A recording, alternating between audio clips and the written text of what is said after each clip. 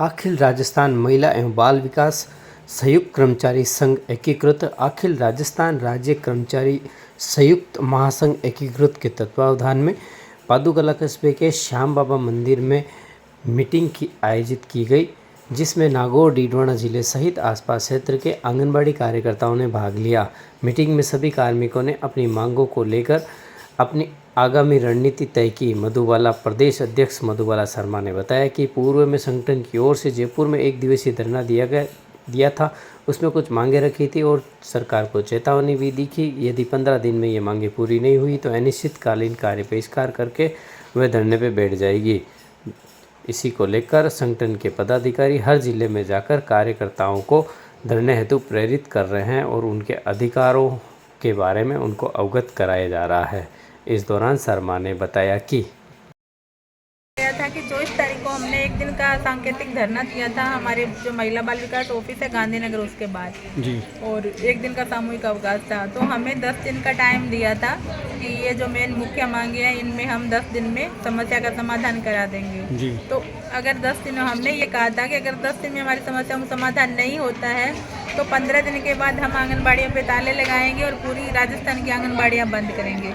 उसी के एवज में हम हर जिले और तहसील में मीटिंग का आयोजन कर रहे हैं ताकि सब बहनों को एक कर सकें और ऑल राजस्थान में आंगनबाड़ियों पे ताले लगवा सकें। क्या क्या मांगे आपके मुख्य? हमारी मेन मुख्य मांग तो ये है कि हमें नियमित किया जाए।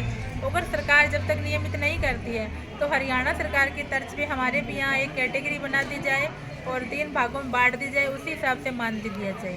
24 अक्टूबर 2018 को सुप्रीम कोर्ट के भी एक आदेश थे कि किसी भी मानदेय कर्मी को 18,000 से कम मानदेय नहीं दिया जाएगा, पर सरकार के कान पे जून तक नहीं रहेंगी और वही 9,000 की फुलड़ी दे रहे हैं और वो भी 2 हिस्सों में दिया जा रहा है। दूसरी मांग हमारी ये थी कि पिछली सरकार ने हमें ये कहा था कि हर प्रत्येक मानदेय कर्मी को सेवानिवृत्ति के बाद 2 से 3 लाख रुपए एक मुश्त राशि दिए जाएंगे, जिसके आदेश अभी तक लागू नहीं किए। तीसरा हमारा ये था कि शैक्षिक कैलेंडर लागू किया जाए, जैसे स्कूलों में छुट्टियां होती हैं और छोटे मोटे त्यौहार पे आंगनबाड़ी वर्करों मतलब आंगनबाड़ी केंद्रों की छुट्टी नहीं होती तो महिलाएं अपने त्यौहार आराम से नहीं मना सकती। चौथा ये था कि एक मुश्त मानदेय दिया जाए जो 2 हिस्सों में आता है। एक छोटी सी मांग ये थी कि आंगनबाड़ी महिला पर्यवेक्षक की जो भर्ती थी 22 जून को एग्जाम हुआ था, उसमें पदों की भर्ती की जाए, तो उसमें तो पदों की भर्ती उन्होंने बढ़ा दी, 60 पद बढ़े हैं। बाकी अभी 4 मांगे और है जिनको लिए हम बैठे हैं, तो 5 दिन का वेट कर रहे हैं। अगर 5 दिन में भी समस्या का समाधान नहीं हुआ तो ऑल राजस्थान में आंगनबाड़ियों पे ताले लगाए जाएंगे। इसी के एवज में हर जगह मीटिंग का आयोजन। नहीं, आपको लगता नहीं है आपने काफ़ी देर कर दी, क्योंकि राज्य सरकार का बजट आ चुका है, केंद्र सरकार का बजट आ चुका है, उसके बाद आप जागे हो, क्या कहना है? आज तक हमने जो भी किया है बजट से हमें कोई लेना देना नहीं है और सरकार को भी नहीं है। ये बजट में तो सरकार कभी कुछ नहीं करती, जो देती है बजट के बाद ही देती है। अच्छा, एक आंगनबाड़ी कार्य को लेकर भी आपकी कुछ मांगे हैं ना, जैसे एक विभाग के अधिकांश? हाँ, ये सुप्रीम कोर्ट के आदेश हैं कि इनको गैर आईसीडीएस कार्यों में ना लगाया जाए, क्योंकि गैर आईसीडीएस कार्य करने में जो मूल कार्य है वो प्रभावित होते हैं। अभी 3 रोज पहले ही जो अन्नपूर्णा देवी है हमारे केंद्रीय मंत्री, उन्होंने फिर एक आदेश और निकाला है कि आंगनबाड़ी कर्मियों से गैर आईसीडीएस कार्य ना करवाया जाए, क्योंकि इससे आंगनबाड़ियों के कार्य प्रभावित होते हैं। उसी को लेकर भी हम लोगों ने कई जगह मांग पत्र भी सौंपे हैं और महिलाओं ने इसका विरोध भी किया है कि हमारे जो मूल उद्देश्य और मूल सेवाएं हैं वो प्रभावित होती हैं। कुर्सीदा बेगम, आंगनबाड़ी महिला कार्यकर्ता। कि मैं ये कहना चाहती हूँ कि हमारा मान सम्मान में कोई कमी नहीं हो। हमारी कार्यकर्ता जहाँ भी कोई मीटिंग हो, स्कूलों में हो, और वो जो टीचर हमारा कोई अपमान करे, हमारे को गाली गलौज करें, तो सरकार इसका खामियाना हम खुद भुगते हैं। नहीं तो हमारे ऊपर ले लिया, कभी एकदम दूसरे कोई महिला को गलत बोल दिया, गाली निकाली, तो ये कितनी बुरी बात है। आज महिला का सम्मान नहीं है देश के अंदर। एक तरफ से बोलते हैं मातृशक्ति माँ, तो ये माँ कहाँ रह जाती है? हमारा मान सम्मान होना चाहिए। हमारे मान सम्मान में कोई कमी नहीं है। कोई सा भी विभाग हो, हमारे को जी बोलो और हम भी जी बोलें।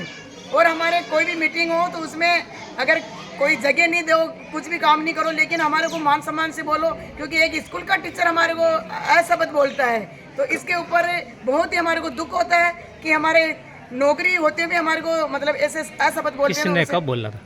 कोई है क्या इस तरह की कोई घटना? कल मीटिंग थी यहाँ पे पादू कला में, तो वहाँ पे ये मेरी बहनें गई थी और टीचर का नाम? वो तो था इसका ट्रेनिंग वाला इंचार्ज। कोई ट्रेनिंग वाले इंचार्ज थे तो वहाँ पे इनको मतलब ऐसा बात बोला और गाली गलौज की, तो ये हम बर्दाश्त नहीं करेंगे, क्योंकि हम एक माँ हैं और माँ का सम्मान करना सीखिए।